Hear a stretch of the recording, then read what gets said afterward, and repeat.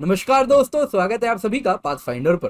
तो दोस्तों, अगर हम जंग के इतिहास में जाएं तो कैवेलरी का बहुत बड़ा रोल हमेशा से रहा है। They have always been the game changers.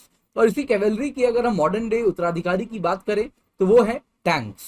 तो दोस्तों, फर्स्ट वर्ल्ड वॉर में हमने देखा कैसे टैंक्स ने, आप अगर देखें तो जो ट्रेंच वॉरफेयर की स्टेलमेट थी उसको खत्म की थी। सेकेंड वर्ल्ड वॉर में तो जोर शोर से टैंक्स का रोल हमें देखने मिला। वहीं अगर हम भारत की बात करें तो 1965 वो आखिरी जंग था जिसमें मेजर टैंक बैटल देखने मिला, और बैटल ऑफ असल उत्तर। आखिरकार आप कैसे भूल सकते हैं इसको। इस प्रकार से पाकिस्तानी पैटर्न टैंक्स के हमने यहाँ पे ढेर लगाए, और पैटर्न नगर इस इलाके का निकनेम भी रखा गया था। तो दोस्तों, वही एक तरफ टैंक्स ने जंग का रुख तो मोड़ा है, पर वहीं इस पर अब सवाल उठने लगे हैं। स्पेशली रिसेंटली जो अभी जंग चल रही है रशिया यूक्रेन के बीच में, इसमें टैंक्स ने काफी ज्यादा मुकी खाई है। और इसके बाद कहीं ना कहीं लग रहा है, कई स्ट्रेटेजिक एनालिस्ट कह रहे हैं कि अब टैंक का वक्त आ चुका है, अब इसे गुड बाय कहने का वक्त आ चुका है। तो क्या ये सच है? क्या ये एग्जिस्टेंशियल बैटल टैंक्स लूज करने वाले हैं? आइए आज की इस क्लास में इसी पर चर्चा करते हैं। दोस्तों, मेरा नाम किंजल चौधरी है। मैं आप सभी का स्वागत करता हूं पाथफाइंडर पर। अगर आप लोगों ने अब तक चैनल सब्सक्राइब नहीं किया है तो जल्दी से जाएं, जाके चैनल सब्सक्राइब करें। इसके सिवा आप मुझसे मेरे टेलीग्राम चैनल पर जुड़ सकते हैं, जहां पर लेक्चर के बाद आपको पीडीएफ अपडेट्स भी मिल जाएंगे। इसके सिवा दोस्तों, अकेडमी में अगर आप सब्सक्रिप्शन लेने का सोच रहे हैं तो यूज कोड KC10। इससे आपको सिर्फ 10% ऑफ नहीं मिलता है, आपको मेरे द्वारा हैंड होल्डिंग एंड गाइडेंस मिलती है across the subjects of GS, ऐसे ज्योग्राफी, ऑप्शनल, आंसर राइटिंग, जब भी आप 1 साल या उससे अधिक की प्लस आइकनिक या कॉम्बो की सब्सक्रिप्शन लेंगे।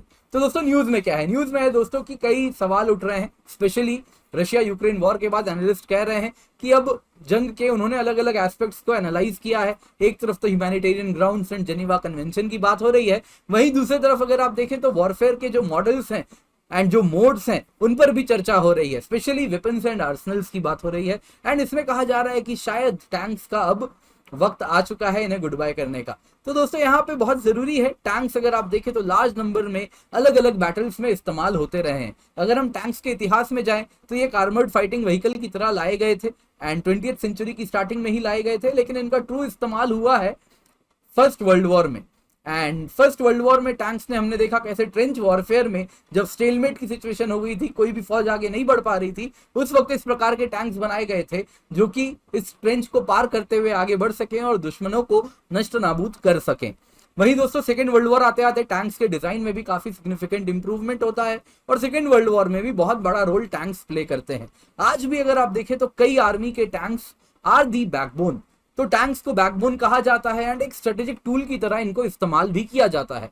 टैंक की बात करें दोस्तों तो ये एनिमी फोर्टिफिकेशंस को डिस्ट्रॉय कर सकती है, एंड इस प्रकार से आप देखें तो स्लो मूविंग हेलीकॉप्टर्स को शूट डाउन कर सकते हैं। तो इस प्रकार से दुश्मन के इन्फेंट्री को जो सप्लाई हो रहा है, इवैक्यूएशन हो रहा है, उससे उसको रोका जाया जा सकता है। इसके सिवा एनिमी ट्रेंचेस को ये तोड़ के आगे बढ़ जाती है। साथ ही साथ आप देखें तो सेफ फायरिंग पोजीशन में जो इन्फेंट्री सपोर्ट ट्रूप्स है वो टैंक के पीछे पीछे चलती है, और उसी को आप देखें तो इस्तेमाल करती है सेफ फायरिंग पोजीशन बनाने के लिए। तो एक सपोर्ट ट्रूप्स को भी रोल प्ले करती है, तो डिफेंसिव रोल भी आपको देखने मिल रहा है एंड ऑफेंसिव रोल भी प्ले करती है टैंक्स आज के टाइम में बैटलफील्ड में। लेकिन दोस्तों, टैंक्स की लिमिटेशन है। स्पेशली आप देखें तो ये हर टेरेन में इस्तेमाल नहीं कर सकते।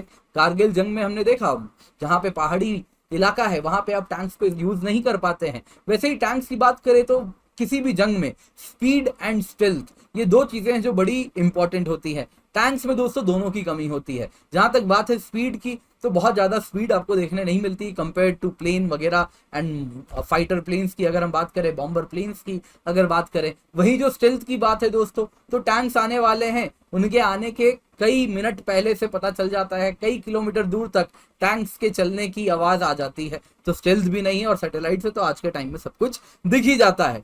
इसके सिवा दोस्तों, ये क्लोज कॉम्बैट में इस्तेमाल नहीं कर सकते।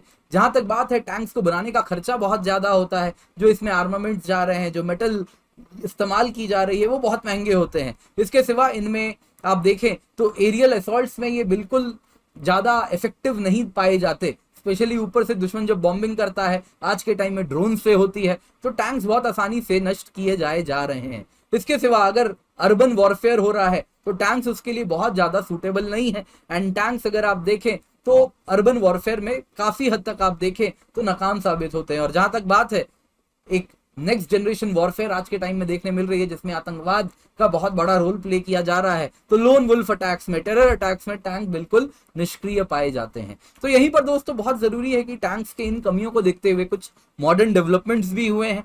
टैंक्स में अगर हम देखें तो आज भी वो इन्फेंट्री को सपोर्ट रोल प्रोवाइड करते हैं और कई कंट्रीज इसमें आज भी इन्वेस्ट कर रही हैं। तो आज के टाइम में जो टैंक का मेन गन है दोस्तों, इसमें काफी मेजर चेंजेस आए हैं। इसमें अलग अलग प्रकार के टारगेट को ये डिस्ट्रॉय करने में इसको सक्षम बनाया गया है। तो ये अलग अलग प्रकार के शेल्स कैरी कर सकते हैं depending upon the type of attack they have to conduct. इसके सिवा ये लंबी दूरी, शॉर्ट रेंज, हर प्रकार के रेंज में एक्यूरेसी के साथ आज के टाइम में फायर पावर रखते हैं। इसके सिवा ये ऑटोनोमस फायर कंट्रोल सिस्टम भी होता है इनमें। इसके सिवा आप देखें तो इनमें कई प्रकार का प्रोटेक्शन सिस्टम भी आज के टाइम में इंटीग्रेट कर दिया गया है। न्यूक्लियर, केमिकल, बायोलॉजिकल वेपन्स भी ये सह सकता है आज के टाइम के जो टैंक्स बनाए जा रहे हैं। जहां तक बात है स्पीड की, तो वहां पे अगर हम कहें तो दोस्तों जो आज के टाइम में इनोवेटिव इंजन टेक्नोलॉजीज आ रही हैं, जिससे टैंक की मोबिलिटी भी इंक्रीज हुई है। लेकिन दोस्तों रशिया यूक्रेन वॉर में हमने देखा है कैसे कई रूसी फौजी अगर आप देखें तो अपने टैंक्स को छोड़ के वो गए हैं। तो अभी भी ये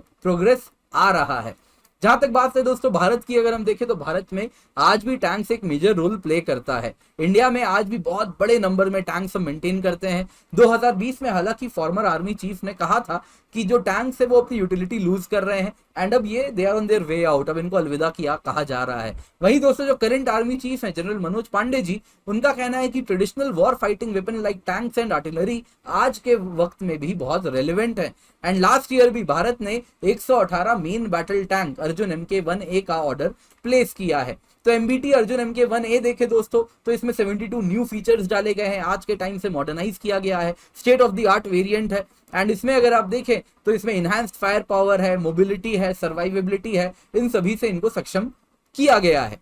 लेकिन दोस्तों यहाँ पर सवाल उठता है क्या टैंक्स को रिटायर कर देना चाहिए? तो दोस्तों अगर हम रूस यूक्रेन के जंग की बात करें तो उसमें हमने जो पाया दोस्तों कि एक $30,000 का मैन पोर्टेबल मिसाइल एक $1.25 मिलियन की T-72 टैंक को नष्ट नाबूद कर दिया, उसके टर्रेट्स के परखच्चे उड़ा देता है। इसके सिवा ड्रोन्स के खिलाफ भी टैंक्स बहुत ज्यादा सक्षम नहीं पाए गए। तो टैंक्स ने दोस्तों सिर्फ रूस यूक्रेन के जंग में ही नहीं, 2020 के अर्मीनिया अजरबैजान वॉर में भी बहुत नुकसान झेला था। तो टैंक्स क्या अपनी यूटिलिटी लूज कर चुके हैं?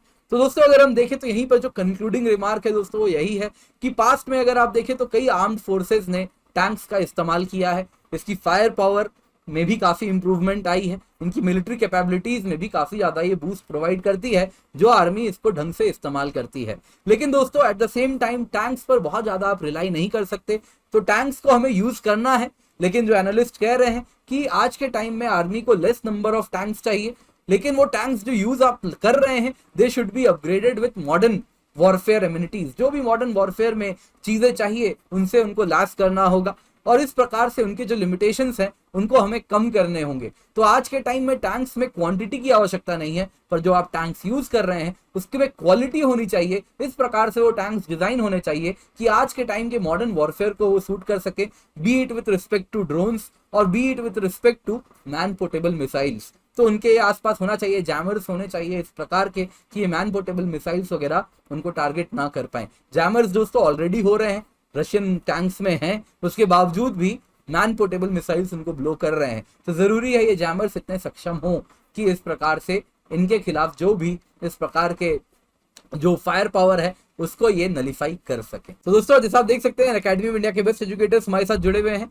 एंड इनके द्वारा बनाया गया सारा कोर्स आपको उपलब्ध हो जाता है। तो अनअकैडमी एक मेंस मेंटरशिप प्रोग्राम भी अनाउंस कर रहा है, जिसके अंतर्गत आप देखें तो वो सारे लर्नर्स जो कि प्रीलिम्स क्लियर करते हैं उनको बस एक QR कोड स्कैन करना है, एनरोल नाउ बटन दबाना है, डिटेल्स देने हैं और उसके बाद आपको मेंस मेंटरशिप प्रोग्राम मिल जाएगी। तो आपको डायरेक्ट मेंटरशिप एजुकेटर्स के द्वारा, टॉप एजुकेटर्स के द्वारा मिलेगी।